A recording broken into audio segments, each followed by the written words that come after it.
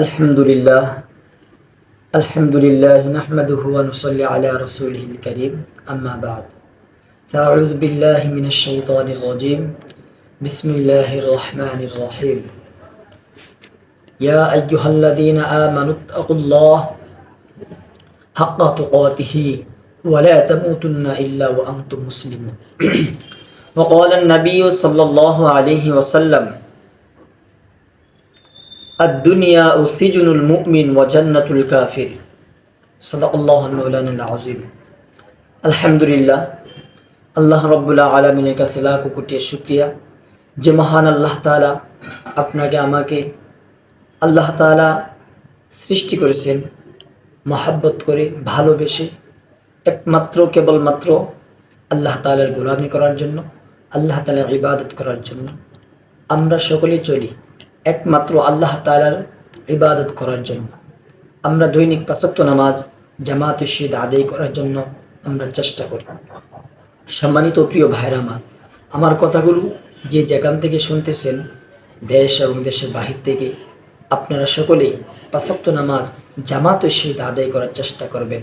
৫ ওয়াক্ত নামাজ যদি জামাতের সহিত আমরা আদায় করতে পারি তাহলে আশা করা যায় আল্লাহ তাআলা আপনাকে আমাকে অবশ্যই আল্লাহ তাআলা মাফ করে দিবেন।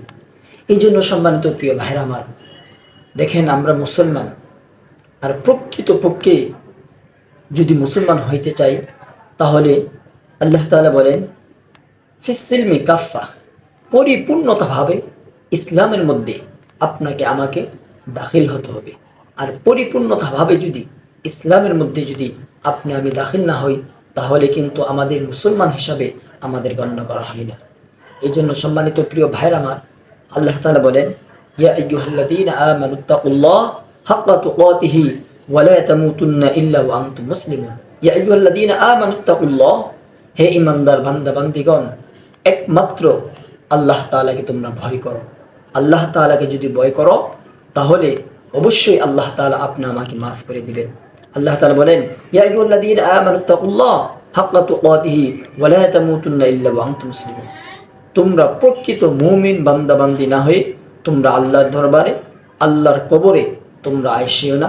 কারণ যদি আসো প্রকৃত মুমিন না হয়ে তাহলে অবশ্যই আল্লাহ তাআলা আপনাকে আমাকে কঠিন আযাবে আল্লাহ তাআলা গ্রেফতার করবেন। সম্মানিত প্রিয় ভাইরা আমি একটা হাদিস পড়ছিলাম যে মুমিন বান্দা বান্দির জন্য দুনিয়াটা হলো জেলখানা, আর কাফের মুশরিক তাদের জন্য হলো দুনিয়াটা হলো বালাখানা। অর্থাৎ তারা যা ইচ্ছা তা করতে পারবে। মুমিন বান্দা বান্দিরা তারা কখনোই খারাপ কাজ করতে পারে না, একমাত্র আল্লাহ তাআলার জন্য, তারা দ্বীনের জন্য, কোরআনের জন্য, হাদিসের জন্য তারা কাজ করবে।